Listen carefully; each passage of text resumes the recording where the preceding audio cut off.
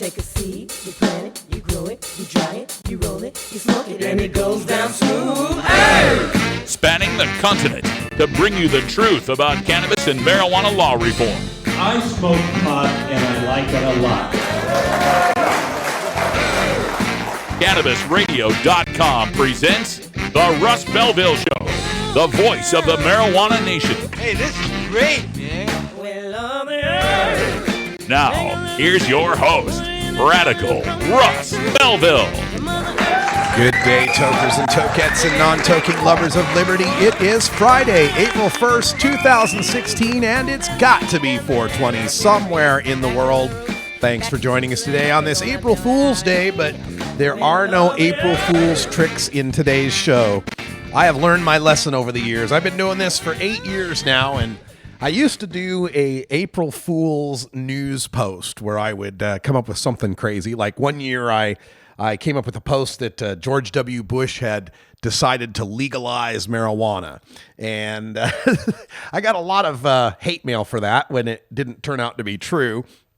And, you know, the whole April Fool's prank thing, I think, has gone, I don't know, maybe a little too far, too long. It's just with the age of the internet now and so many of these satire parody sites like The Onion and all the knockoffs, it's almost not even necessary to have an April Fool's prank anymore. Just doesn't make a whole lot of sense. So we're just going to go with the straight news today here on the Russ Belville Show, and we have got some great news for you today. First of all, let's talk about our interview coming up at past in our cannabis community chat. We got Matthew Mills joining us from medxrx.com, and they are involved in investment in the marijuana industry. So if you're looking at surfing the green rush in this big wave of legalization that's moving from west to east across the country, you want to stay tuned because at past you're going to learn a whole bunch about marijuana and investing. Also coming up on the show today, we'll have time for a radical rant, and in the rant today, we're going to take a look at some of the latest information on marijuana and driving.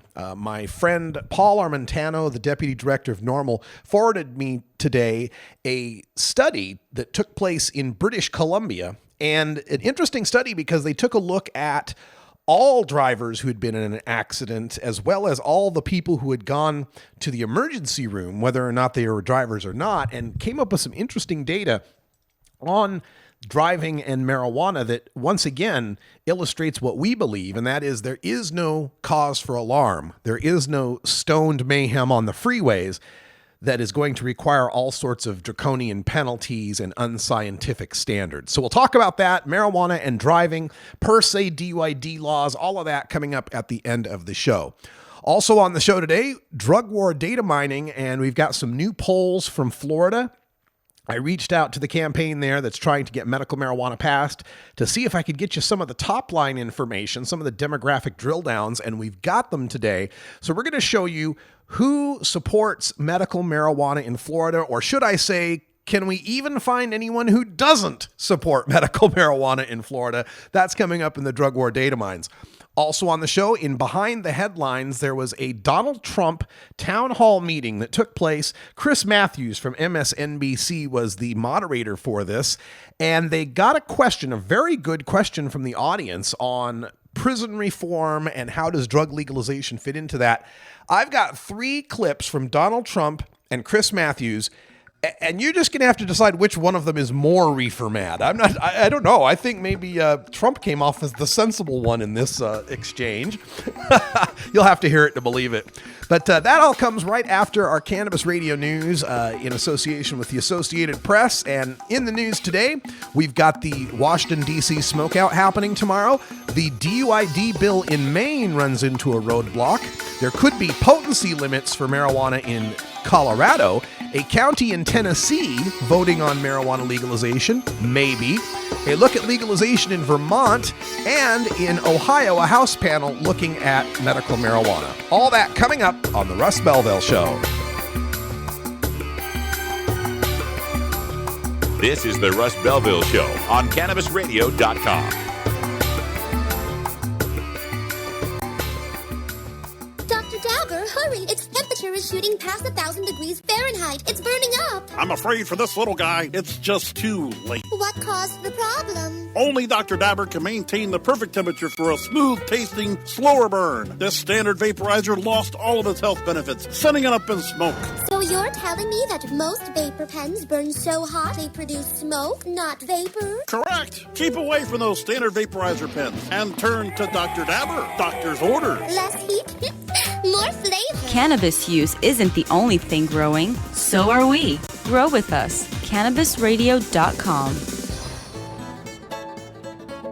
New beginner guitars and banjos are often constructed much better than ones built before your time. Why struggle? Get a new instrument or fix the old one. The trusted professionals at the Fingerboard Extension will evaluate your instrument for free. Repairs are priced for people who work for a living. Stop by the Fingerboard Extension downtown Corvallis at 120 Northwest 2nd Street today, or check out its inventory on the web at fingerboardextension.com. You're not high. You're listening to the Russ Belville Show on CannabisRadio.com. I do not like them, Sam. I do not like green eggs and ham. Okay, maybe you're high too. The smoke is rising, and the next crop of podcasts devoted to cannabis providers and enthusiasts are ready to be harvested. Welcome to the Cannabis Radio Network, founded by respected rainmakers who have been producing award-winning podcasts for over a decade. Industry headlines, business updates, medical reports, marketing, and e-commerce education rolled up perfectly for your consumption. Let's grow together. The Cannabis Radio Network. CannabisRadio.com.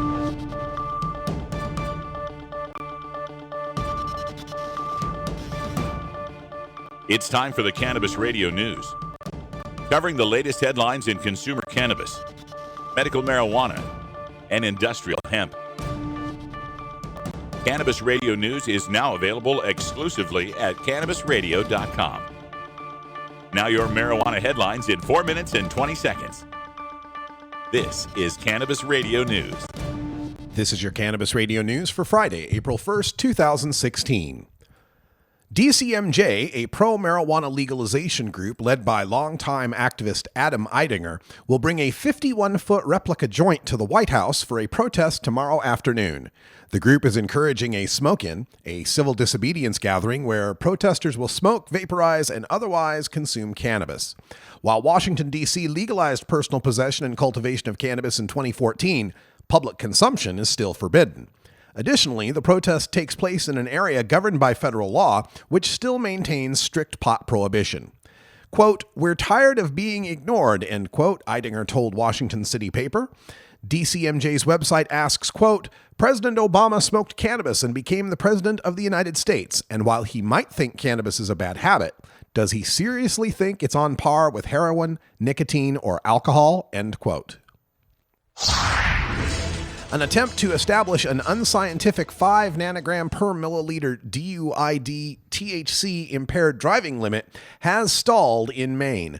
The Maine House unanimously voted to defeat a bill passed by the Senate to establish the so-called stone driving limit, mirroring a similar law in Washington state. The co-chairwoman of the Criminal Justice and Public Safety Committee confirms that the disagreement between the Senate and House effectively dooms this bill for at least 1 year. 17 states have laws setting limits on THC in the bloodstream while driving at between 1 and 5 nanograms per milliliter, or at zero tolerance, where any amount confirms impairment. The National Highway Traffic Safety Administration has said that it is, quote, "inadvisable to try and predict effects based on blood THC concentrations alone," end quote. Legislators and citizens alike are attempting to place potency limits on marijuana products for adult consumers in Colorado. Representative Kathleen Conti is the sponsor of an amendment in House Bill 1261 that would establish a 15% THC potency limit on marijuana flowers and edible products. Noting that, quote, "all the studies that have been done on THC levels have been done on THC levels between 2 and 8%, end quote.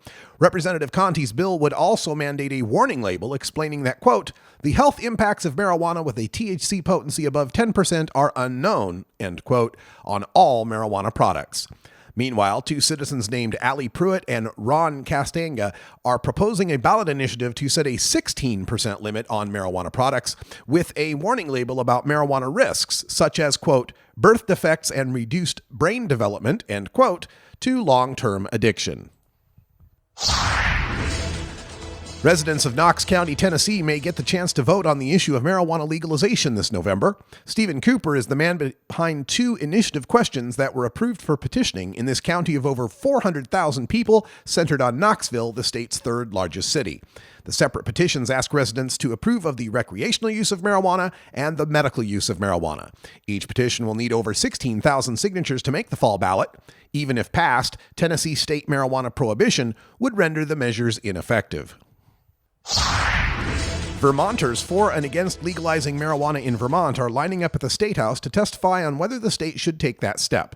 The House Judiciary and Government Operations Committees are taking testimony on a Senate-passed bill to legalize possession of up to an ounce of marijuana for people 21 and older. The House chamber is expected to be filled to capacity, and overflow areas have been set up with video hookups to the hearing in the State House cafeteria and a first-floor hearing room. House Judiciary Committee Chairwoman Maxine Grad, a Moortown Democrat, says her panel hopes to finish its work on the bill next week. She says it's unclear whether the panel will vote to support the measure. A House panel contemplating ways to legalize medical marijuana in Ohio is wrapping up its business with a marathon session. Republican Representative Kirk Schuring of Canton chairs the task force. He said 40 witnesses were scheduled Thursday and testimony was expected to last into the evening. The group was created after Ohio voters overwhelmingly defeated a ballot measure last fall that would have legalized cannabis for personal and medical use. This has been your Cannabis Radio News for Friday, April 1st, 2016. I'm Russ Belville. Cannabis Confidential with Dr. Dina. Candid. I want to give you the inside story. Captivating. I want to introduce you to my kind and amazingly talented friends. Compelling. We get to meet some of the most amazing cannabis activists and warriors around. Listen in as medical marijuana pioneer Dr. Dina shares never-before-heard stories, chats with cannabis insiders and celebrity friends, and provides invaluable perspective and insight into one of the fastest-growing industries in the world. I want to share with you what was once confidential information. Let's expose the truth, discuss the issues, and learn the facts. Cannabis Confidential, only on CannabisRadio.com. You're not high. You're listening to the Russ Belville Show on CannabisRadio.com. And if standing for the Constitution make you a whack-a-bird, then I am a very, very proud whack-a-bird. Okay, maybe you're high, too. NORML stands for Responsible Adult Cannabis Use. If cannabis use is causing problems in your life, consider taking a break or seeking medical assistance. Consider ceasing cannabis use if you have a family history of mental illness. Don't drive or operate heavy machinery while impaired by cannabis use. Cannabis use is not without risks, even though the risks may be far less than those posed by legal drugs. We don't limit how much you smoke, and we don't limit where you listen. Cannabis Radio is now on iTunes, Stitcher, and iHeartRadio. When you are starting up a medical cannabis business, you want a fired-up lawyer who understands the needs of cannabis consumers. The law office of Lauren Vasquez is your fired-up lawyer for the cannabis industry. Visit her website, fireduplawyer.com, or call 1-855-MMJ-LAWS for more information. That's 855-665-5297 for Lauren Vasquez, your fired-up lawyer, or email fireduplawyer@gmail.com. The world of cannabis is evolving at a frenetic pace. The Russ Belville Show gets behind the headlines to take a deeper look at breaking news in our Cannabis Focus. Today in the Cannabis Focus, we take a look at a town hall meeting. It was on MSNBC, headlined by Donald Trump. The moderator was Chris Matthews, and during that town hall, which was 45 minutes long, one of the people in the audience had a great question on prison reform and marijuana legalization. And the resulting exchange between Donald Trump and Chris Matthews has me questioning which one of them is actually more reefer mad. Let's start with the question and Trump's response to it. My name is Shauna Freilich. I'm a professor here at the Communication Department. Good. So my question for you is around prison reform. What do you see needs to be reformed with our prison system? And with that, what do you think about drug legalization playing into the reform? I think that as far as drug legalization, we talk about marijuana, and in terms of medical, I think I am basically for that. I've heard some wonderful things in terms of medical. I'm watching Colorado very carefully, see what's happening out there. I'm getting some very negative reports. I'm getting some okay reports, but I'm getting some very negative reports coming out of Colorado as to what's happening. So we'll see what happens. And I think a lot of people are really looking at Colorado for prison reform. I think, as you know, our prison system is a disaster. It's a complete disaster. All right, so first of all, he's for medical marijuana. He thinks he's for medical marijuana. He's heard good things about medical marijuana. This comports with an earlier remark he had made in the year. Legalized marijuana is always a very difficult question for medicinal purposes, for medical purposes. Absolutely, it's fine. So it seems as if Donald Trump is on board with medical marijuana, at least what he conceives medical marijuana to be. But more disturbing to me are his follow-up comments about legalization, saying he's gotten negative reports out of Colorado. And I wonder what those reports could be. Could it be the $1 billion in sales, or the hundreds of millions in tax revenue, or the fact that no more kids are using marijuana than had used marijuana before? Maybe he's referring to the edibles and some of the problems that we heard with those, with Maureen Dowd and people overdoing it. But that was pretty much limited to the first year of rollout. Those things aren't happening anymore. The products have gotten better labeled, and there's more education. Now, Trump's response with respect to prisons and our prisons being a disaster is a little bit more problematic. Why does everybody want to come here if we're not great? Everybody in the world wants to come here, and everybody does better in this country than where they came from. Yeah, everybody. Other people have problems too. By the way, with prisons, I do think we can do a lot of privatizations and private prisons. It seems to work a lot better. Somebody needs to inform Donald Trump that private prisons are not working a lot better. Private prisons are a shame and a disgrace on this country that require states to, like my home state of Idaho has a contract with private prisons that require them to be 90% full. If the prisons aren't 90% full, the state of Idaho has to pay a penalty to the private prison corporation. So, of course, that provides a whole bunch of incentive to keep stupid marijuana prohibition laws on the books so you can keep throwing people into the private prisons. The private prisons are not doing a better job than we had done previously, Donald Trump. But now we get to the back and forth between Chris Matthews and Donald Trump, where Chris Matthews shows a bit of his reefer madness. What are the problems you've heard about Colorado? Because a lot of people wonder about who do you want smoking dope? I mean, do you want your train conductor, the bus driver, the airplane pilot? No. What do you want? Maybe the guy who teaches philosophy. It might be okay. Well, I mean, does anybody trust anybody who's high to do anything? Yeah. I mean, I'm serious about this. Well, I mean, it's not recreational drugs. What's that mean? There's a lasting negative impact. I mean, you do too the much loss of ambition. Yeah, I mean, I think is there. There's a loss of something. So that book has not been written yet, but it's going to be written pretty soon, and I'm not hearing very positive things. Well, okay, Chris Matthews, let's get a couple of things straight. First of all, nobody wants the airline pilot, the surgeon, any of those people, the train car conductor, to be smoking weed on the job. Nobody's asking for that. And legalization does not give anyone a green light to go ahead and do that any more than legal alcohol gives you a green light to get drunk before you get on the air on MSNBC. Nobody's calling for that. Legalization does that not make that more likely.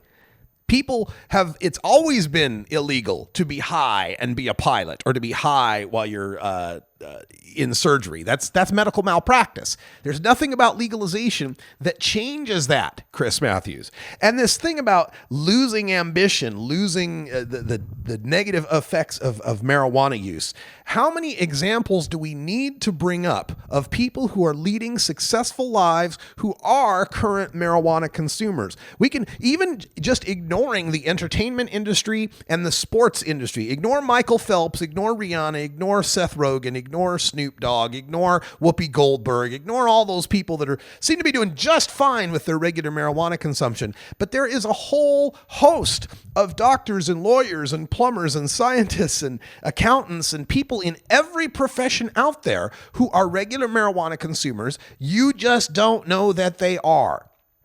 Chris Matthews is suffering from the same sort of selection bias most people suffer from when it comes to evaluating what a cannabis consumer is. They picture Leo from That 70s Show, Tommy Chong, Harold and Kumar, and imagine those guys operating on you or piloting the plane. No, it's just the regular old pilot and the regular old doctor. I smelled some marijuana smoke in Vietnam. It's not the worst thing ever, guys. Everyday, regular, normal people smoke marijuana. They do so on their off time. They have some fun doing it. They go to bed. They wake up sober the next day, and they go do their job. I'll bet even some MSNBC hosts might smoke some weed from time to time. Ganjapreneur.com, your guide to the cannabis business world. Ganjapreneur.com is a comprehensive resource for cannabis professionals and entrepreneurs. Download the Ganjapreneur app on your smartphone or tablet to catch up on cannabis industry news, scroll through our daily job listings, and learn about successful cannabis companies, executives, and investors. Ganjapreneur.com, helping Ganjapreneurs grow. Maui Wowie. Acapulco Gold. California Kush. Our strains stretch everywhere, too. This is the Cannabis Radio Network. New beginner guitars and banjos are often constructed much better than ones built before your time. Why struggle? Get a new instrument or fix the old one. The trusted professionals at the Fingerboard Extension will evaluate your instrument for free. Repairs are priced for people who work for a living. Stop by the Fingerboard Extension downtown Corvallis at 120 Northwest 2nd Street today, or check out its inventory on the web at fingerboardextension.com. The Russ Belville Show, where the truth about marijuana gets more than a minute to speak. Chronicling the latest cannabis industry news and headlines. Well, with 4 states with tax and regulate and the District of Columbia. The state of cannabis. Oh my God, it's refreshing. We have people that generally wouldn't speak on behalf of cannabis for fear of retribution, fear of losing your practices, fear of many of those things, and find ourselves in a place that we finally can. Bringing you fact-based news and views and keeping listeners on the pulse of what's happening in the industry today. The state of cannabis. On demand anytime, only on CannabisRadio.com. Promoting the end of adult cannabis prohibition is easy because we have facts, science, reason, compassion, evidence, truth, and logic on our side. It's even easier when researchers catalog it all for us. Learn how to gather the facts on marijuana use, arrests, seizures, rehabs, drug tests, and more on this edition of Drug War Data Mining. Today in the Drug War Data Mines, we are taking a look at the latest survey data coming out of the state of Florida. And I want to thank the folks out there in Florida that got me this information. And I'm trying to find the gentleman who emailed it to me. There we go. There's his name. Jeff Canning emailed me this information. And big thanks on this Florida report. And let's see if I can, I'm trying to find the name of the group. There we go.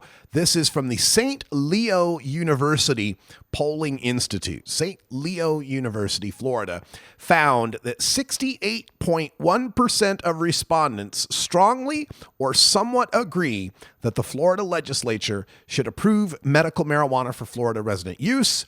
Only 27.6% strongly or somewhat disagree. Now, Florida does have limited CBD only medical marijuana, and this March 25th, Governor Rick Scott signed a bill that allows terminally ill patients to use marijuana to ease their physical suffering.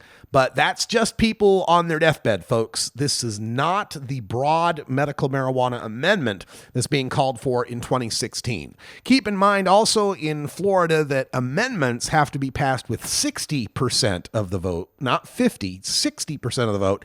And in 2014, they narrowly missed getting legal medical marijuana in Florida with just 58% of the vote. So this poll showing 68% support bodes well for the chances of medical marijuana coming to Florida in 2016. We've got the breakdown by race, by age and by party. And what we're finding here at Cannabis Radio News is nobody doesn't support the legalization of medical marijuana in Florida. We can't find a demographic group that is opposed to it. Looking at the young people aged 18 to 35, 45% strongly agree that medical marijuana should be legal, with another 22% who somewhat agree. That's 67% support. Looking at the people in middle-aged, aged 36 to 55, 44% strongly agree, 24% somewhat agree. That's 68%. That's right, there's stronger support among middle-aged people than young people, just by a percentage point, but it's there. And for people over the age of 56, 41.5% strong support, 27.1% somewhat support. That's 68.6%. So while these numbers are just tiny increments, the older you get in Florida, the more you support medical marijuana. We also have the data breaking this down in racial demographics. Among white respondents, 44.9% strongly agree, 25.5% somewhat agree. So we're talking there 70.4% support for medical marijuana among white respondents. Among black respondents, 66.7%. So slightly lower support among black respondents, but still 2 out of 3 black folks in Florida think the legislature should legalize medical marijuana. Now, when we take a look at this breakdown by party affiliation, looking at the Democrats in the state of Florida, we have 53.5% strongly agree. So a majority strongly agrees medical marijuana should be legal, with another 23% who somewhat agree, making 76.5% of Florida Democrats in support of medical marijuana, more than 3 out of 4 Florida Democrats. But what about the Florida Republicans? 29.3% strongly agree, 30.3% somewhat agree. It's the only demographic group we could find where the somewhats slightly outnumbered the strongly, but just barely. It was just about even there, 29.3 versus 30.3, for a cumulative percentage among Republicans of 59.6%. We're at a point now where Florida Republicans by themselves could almost pass medical marijuana in the state of Florida. It seems to me that we are very likely to get medical marijuana in the state of Florida, and the legislature has got themselves in a bind because they have been towing this CBD only line and trying to keep it as restricted as possible and rebuffing all efforts to expand medical cannabis access to all of the patients who could benefit from it, limiting it to just those cases of the epileptic kids who end up on the evening news, and now with Governor Scott's recent signature, adding the terminally ill patients. And this terminally ill thing, by the way, is not a new law, so to speak. It's more of an expansion of the existing law. Florida has for a long time had a law that allows access to experimental drugs that have yet to pass FDA muster for people who are terminal. The idea being, well, if you're going to die, why are we worried about whether the FDA says it's any good? That law has just been expanded to include cannabis. So people on their deathbed can now make use of cannabis. That's not good enough. You shouldn't have to be on death's door to be able to access a non-toxic healing herb. The people of Florida are going to make their voices heard this election cycle. If you haven't already registered or checked this out, go to unitedforcare.org. That's the organization in Florida putting together the medical marijuana initiative. United for Care will give you all of the information you need.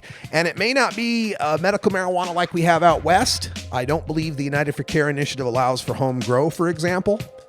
But these are the steps that need to be taken to get medical marijuana passed, and then we can work to improve it. All right, we're going to take a break, and when we come back, we hope to be speaking with Matthew Mills from medx-rx.com. We're going to talk a little bit about marijuana investing right after this.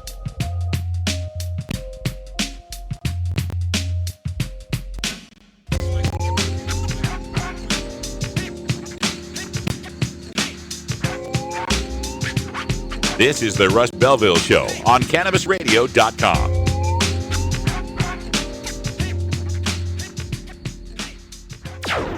Tommy Chong is ready to cut through the smoke and change the tone of Tilk Radio. Hope everybody's got their vape pen handy, or their pipe, or their bong, or whatever you use to do your medicine. But you don't. It's not a requirement. You don't have to be high for this show. Yeah, you do. Okay. I don't know who you're talking to. You have to be high to do anything. At least I do. I don't know about you. In fact, I've been high so long that being straight is another high. The Tommy Chong Podcast, only on CannabisRadio.com. Welcome to my world. The Russ Belville Show reminds you to never smoke and drive impaired. Hang out for a while and share. NORMAL stands for responsible adult cannabis use. If cannabis use is causing problems in your life, consider taking a break or seeking medical assistance. Consider ceasing cannabis use if you have a family history of mental illness. Don't drive or operate heavy machinery while impaired by cannabis use. Cannabis use is not without risks, even though the risks are far less than those posed by legal drugs. How high do you like your profit margin? CannabisRadio.com. The Russ Belville Show is proudly sponsored by the Marijuana Business Association. The MJBA, called by NBC News the Cannabis Chamber of Commerce, is the fastest growing business association in the fastest growing industry in America.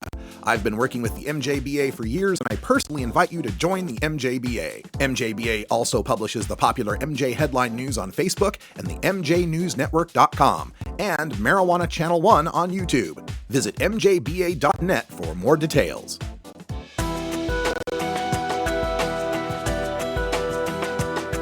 The cannabis community is a diverse set of people from all walks of life. Conservative and liberal, black and white, straight and gay, rich and poor, and everyone in between. Learn more about the people we are freeing from adult cannabis prohibition in our Cannabis Community Chat. Welcome back, everybody. 32 after the hour here at Cannabis Radio. And joining us on the telephone is Matthew Mills, I believe. Matthew, are you there? Yeah, I'm here. Oh. Thanks for having me. Yeah, thanks for calling in. And we were getting you on the line here to talk all about MedX-RX. Do I have that correct? Yeah, it's MedX Inc. Okay. That's the website to our company. Actually bounces to our crowdfunding platform to show the world that they're able to get involved in the world's first Regulation A+ offering for all types of investors, big and small. Now, this is an area that's new to a lot of people. A lot of my audience are people that have been longtime cannabis consumers, and now they're very excited about the industry taking off and want to get a piece of it, want to invest in this, be the next, invest in the next Yahoo, the next Google, whatever it might be. But the pathway is fraught with all sorts of difficulties and shysters and scams that a lot of naive investors might fall for. Can you tell us a little bit about your platform and how that can help people? Well, yeah, and you're right. You know, there's all kinds of things going on in this industry. It's a brand new industry, so buyer beware. And this is what Regulation A+ is really all about. It allows investors to get involved in a company that's been somewhat scrutinized. So, in order for us to have this position as a Regulation A+ offering, we had to go through the Jobs Act scrutiny by the SEC as well as FINRA, doing the whole bad actor background checks, really looking at the company.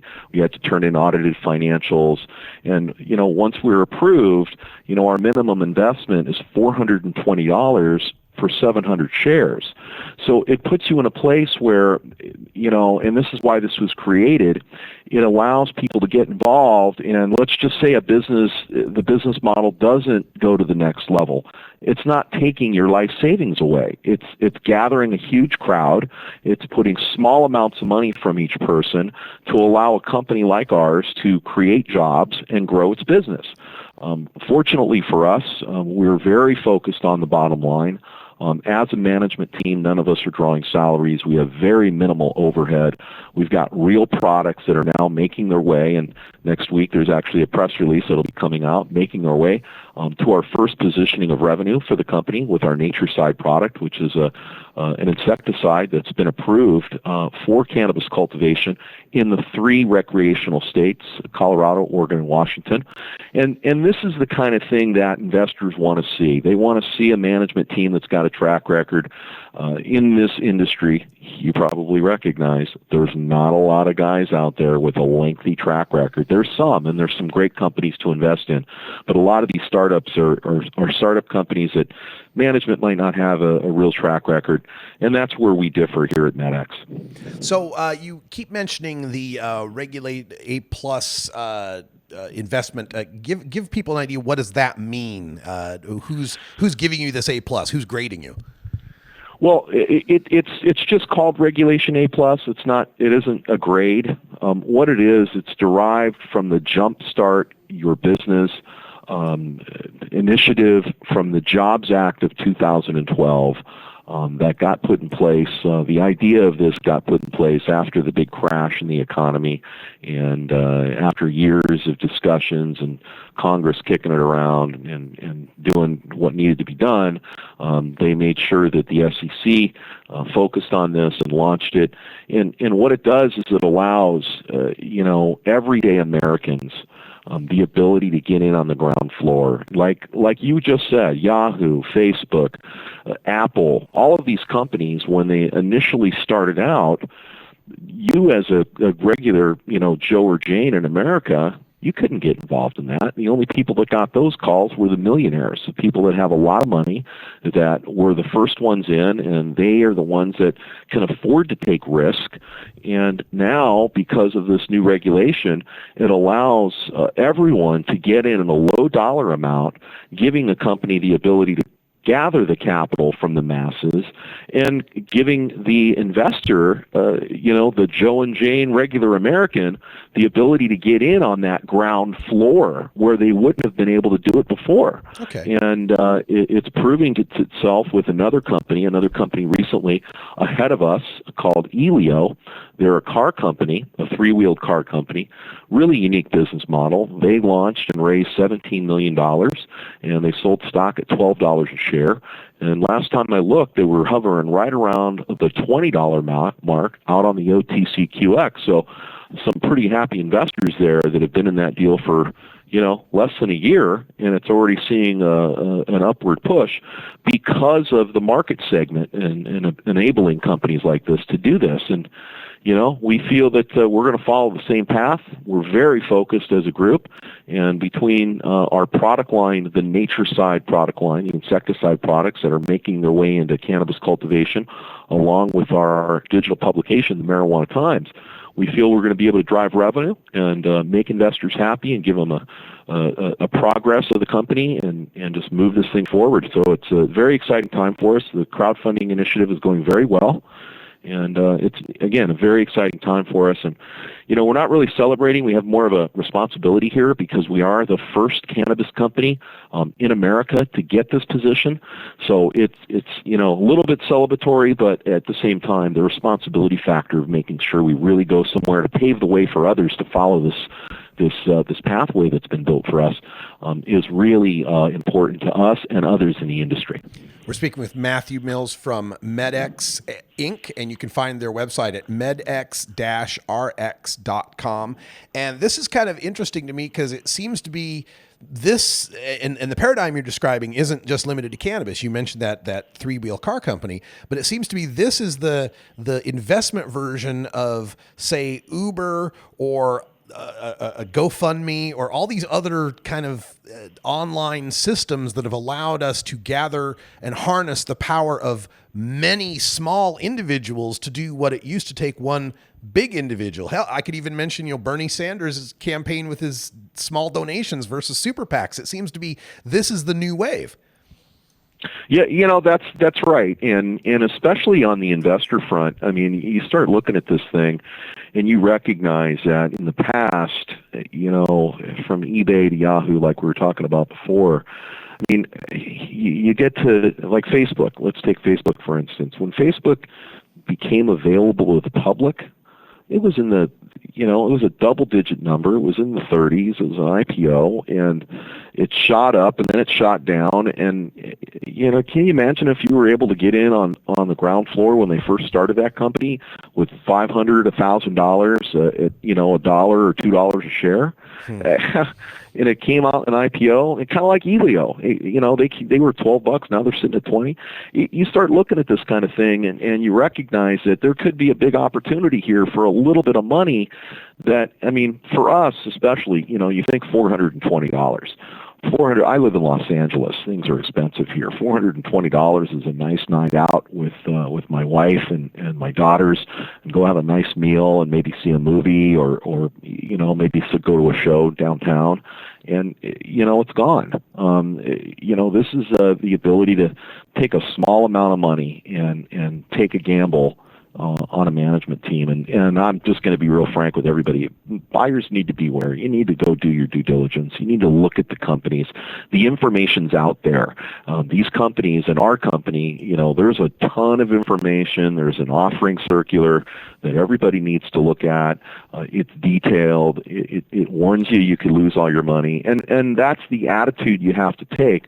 However, if you're smart and you know how to do a little bit of reading to see where the management teams come from, how much money are they taking in salaries, do they have a big giant operating expense, these are the things you really need to look at and understand before you get involved in an investment. And it's not that difficult. It's common sense, really, when you really look at it. And as far as what people are investing in, you mentioned some of the products. Is your company more involved in helping other companies market different products, or are you the direct company that's making the product and selling it?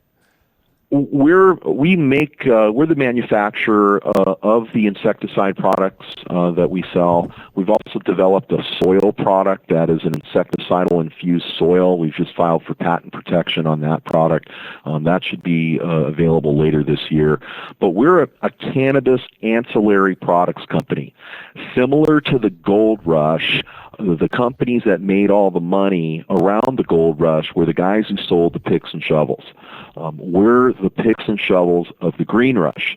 So there's a big issue right now with pesticides and cannabis and marijuana, as well as hemp. A lot of issues with pesticides being used, poisoning patients.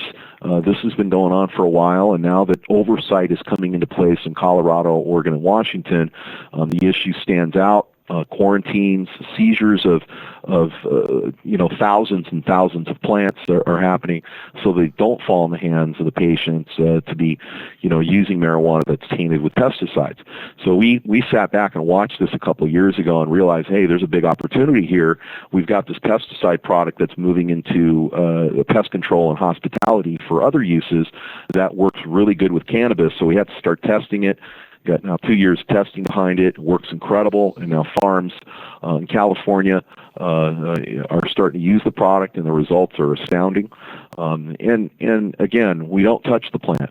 We touched it for research and development. We don't touch it. We don't sell the plant. So we've got bank accounts, and we're an audited company, so it's a little different than getting involved in the, hey, we're going to get involved in the dispensary business or the or the cultivation business, which federally is not allowed yet. You can't have a bank account if you're in those businesses on a state level in multiple states. And we kind of want to stay away from that until the federal government decides, and we think it's coming. We knew Regulation A was coming, and we planned for it, and sure enough, it happened. And, we're planning for the feds to knock marijuana into a Schedule II drug so that it does give the ability for banking to happen and become legitimate. And when that happens, in our 2 years of learning cultivation and supercritical extraction for extraction of essential oils on cannabis, we've gotten ourselves positioned so when this does happen, we can grow world-class medical marijuana for patients that's not only organic, but really high in CBD levels, low in THC levels. It's what we kind of specialize in, amongst other things that are going to come out of our research and development that we're working on now. It sounds wonderful. It's medx-rx.com if you want more information. Matthew Mills from MedX Inc. Thanks so much for taking the time to talk to us today and inform us a bit on this investment opportunity. You got it. Thanks for having me on. All right, stay tuned, folks. We'll be back with a Radical Rant right after this. This is the Russ Belville Show on CannabisRadio.com.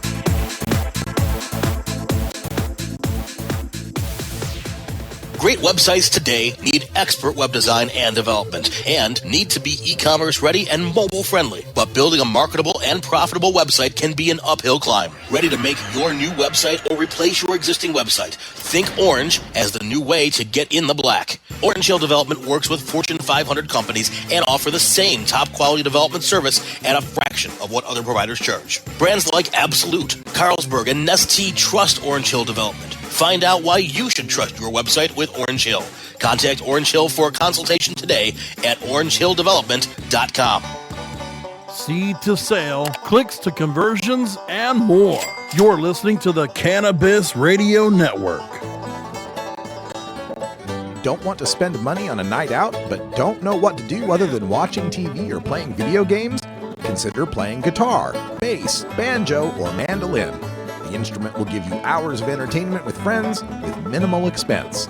Stop by the Fingerboard Extension downtown Corvallis at 120 Northwest 2nd Street today, or check out its inventory on the web at fingerboardextension.com. You're listening to Radical Russ on the Russ Belville Show. Tommy Chong Show on Cannabis Radio.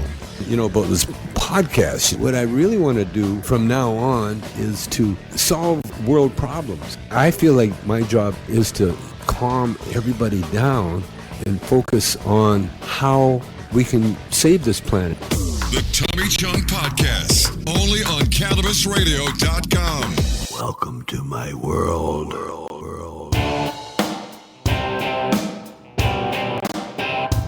We must wage what I have called total war against public enemy number one. I support a change in law to end federal criminal penalties for possession of up to 1 ounce of marijuana. That marijuana, pot, grass, whatever you want to call it, is probably the most dangerous drug. Some think there won't be room for them in jail. We'll make room. I experimented with marijuana a time or two, and I didn't like it and didn't inhale. One major responsibility is to encourage people to use less drugs. Entirely legitimate topic for debate. Radical Rant. Today in the rant, I want to talk about marijuana and driving. It's a subject we bring up quite a bit here on the show, and I always like to approach this with facts, science, reason, and logic. Today, we get some more science. This comes from the British Medical Journal, and the BMJ Open is the journal, I should say. And the study is entitled Prevalence of, oops, it scrolled too far. There we go. Prevalence of alcohol and drug use in injured British Columbia drivers, headed by Dr. Jeffrey Brubaker. And it's an interesting study. What they were measuring here is the prevalence of drug use in injured drivers and to identify associated demographic factors and crash characteristics. They got their information from 7 trauma centers, ERs, right, in British Columbia, Canada, between 2010 and 2012. And it consisted of drivers who had blood samples that had been obtained within 6 hours of a crash. And it's interesting how they put this study together. In their strengths and limitations, they point out that they analyzed blood samples for the presence of active drugs, allowing them to determine the prevalence of recent drug use in injured drivers. Most previous North American studies were unable to distinguish between drivers with positive metabolites and those with active drug in their blood. So that's the first thing. They're trying to narrow this down to the active THC.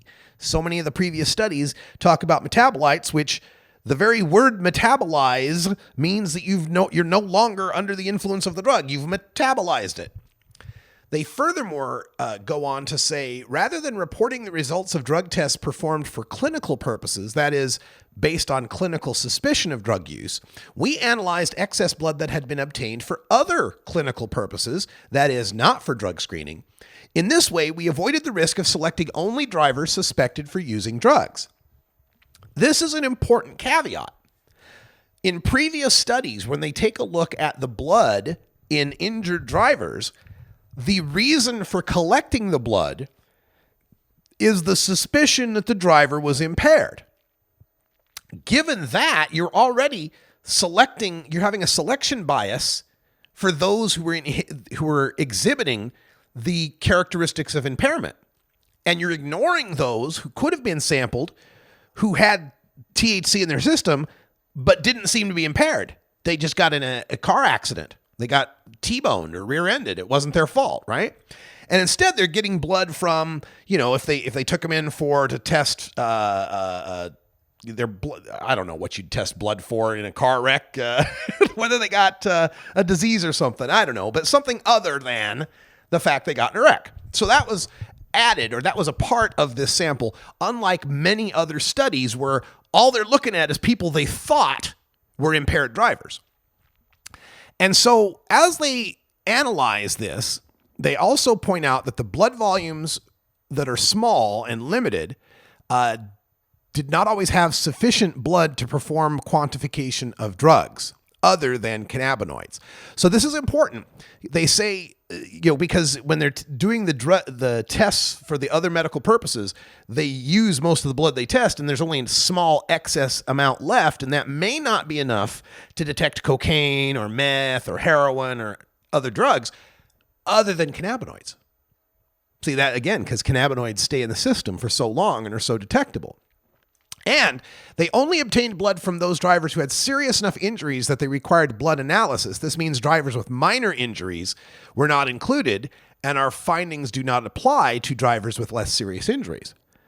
But again, if the wreck was not that serious, what are we worried about, right? We are worried whether or not cannabis use causes people to get into serious wrecks that cause injury.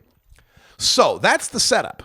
That's what we got as the setup. We're going to take a look at everybody who ended up in the ER for a car wreck, whether or not we thought they were impaired at the time, whether or not the blood was taken for a drug screening. Instead, it might have been taken for other medical purposes. So how did that change the results? What difference did they get in this report than previous reports that have said, the crash risk is 2 times greater if you smoke marijuana, if there's any detectable marijuana in your system? Well, there's 2 major points that came out of this from testing all these people, from broadening the scope. And here's one of the points. The second most common recreational drug and most common illicit drug detected was cannabis. 12.6% of drivers tested positive for cannabis metabolites, 7.3% were positive for Delta-9 THC, and 3% had Delta-9 THC that was greater than 3 nanograms per milliliter. Okay, so we got about 1 out of 8 drivers who is a pot smoker, right, have metabolites. We got about 1 out of 14 drivers that are regular pot smokers because they've got active THC in their system. And we've got 3%, about 1 out of 33 people, that have 3 nanograms or more. So off the bat, we don't have that many people that we're talking about. They also note that the Delta-9 THC was more often detected in male drivers and in drivers aged under 30 years. Okay. Now, this is something that we found in a previous study that was pointing out once you corrected for the fact that most of the people getting injured in crashes are the same young male drivers who are lousy drivers, whether they're stoned or not, the same young male demographic that's more likely to take risks to drive more aggressively. Once you factor that out, cannabis had no effect whatsoever, right? You remember us talking about that a couple weeks ago? Here's what they found in this study. Delta-9 THC was not found significantly more often in drivers admitted to the hospital. Got it? When we admit drivers to the hospital who get in car wrecks, there's no statistical difference between whether or not they smoked pot or did not. We're not more likely to find active THC in the blood of someone in a car wreck. Nor were they more likely to find THC in people involved in nighttime crashes or weekend crashes. So that theory that, you'll go out at night and party, or you'll be out on the weekend and party, and that's more like, smoking pot, and that's more likely to get in your crash. No, not found to be true. The second point they make here, Delta 9 THC greater than 3 nanograms per milliliter was more common in males and in drivers aged under 30. Again, so the chance you have a greater degree of active THC in your system does correlate with whether or not you're a young male, because young males are more likely to be smoking pot. So it doesn't tell us anything we don't know. But here's the part we didn't know. Unlike the case with alcohol, this was not seen more commonly in drivers admitted to the hospital, nor in those involved in nighttime or single vehicle crashes. So once again, when we get drivers admitted to the hospital in a car wreck, compared to being admitted to the hospital for any other reason, you're more likely to find alcohol in the blood of that driver compared to the average hospital admittance. But you're not more likely to find cannabis in the blood of the driver compared to the average hospital admittance. This is the latest study that has refined the search and refined the definitions and found out that what we've all known is true. There is no SMOF.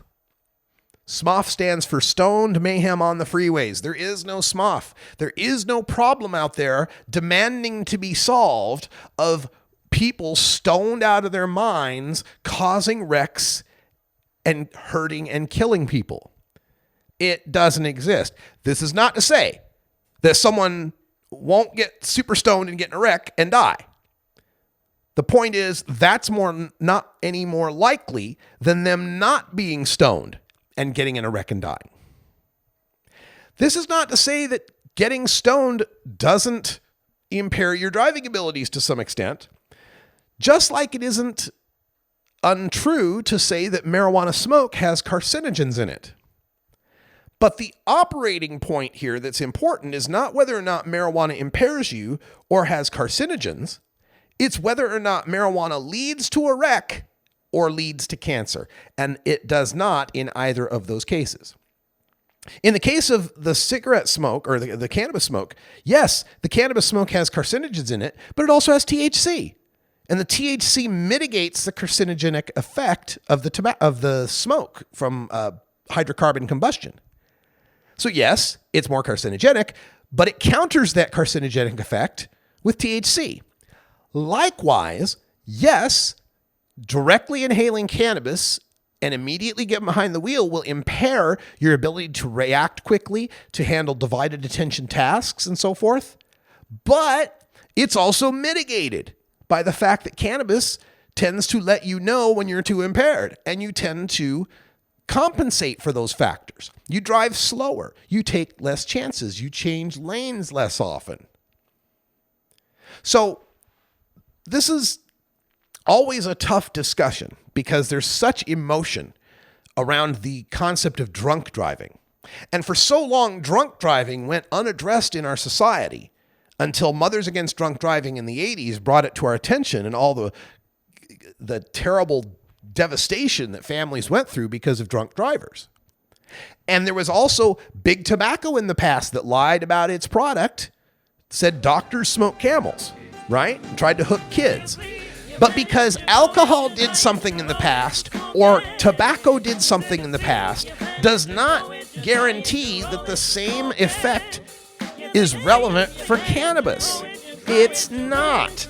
Big marijuana doesn't have to lie about its product because its product isn't toxic and addictive. Marijuana drivers don't have to have the same sort of consideration as alcohol drivers because their product doesn't cause them to behave irrationally, misestimate their abilities, and destroy their judgment. The simplest question. Where are the bodies? Where are the bodies from the Stone Mayhem on the freeways? That's all the time we got for Hour 1. Stay tuned. Hour 2 is up next with more news stories and your calls at 971-533-7111. For everyone here at Cannabis Radio, I'm Radical Russ. Thanks for everything. This is the Russ Belville Show. The Russ Belville Show is blogging and podcasting daily at radicalruss.com. And until next time, take care of each other, tokers. You roll it, you smoke it. You take a seed, you plant it, you grow it, you try it, you roll it, you smoke it. You take a seed, you plant it, you grow it, you try it, you roll it, you smoke it, and it goes down smooth.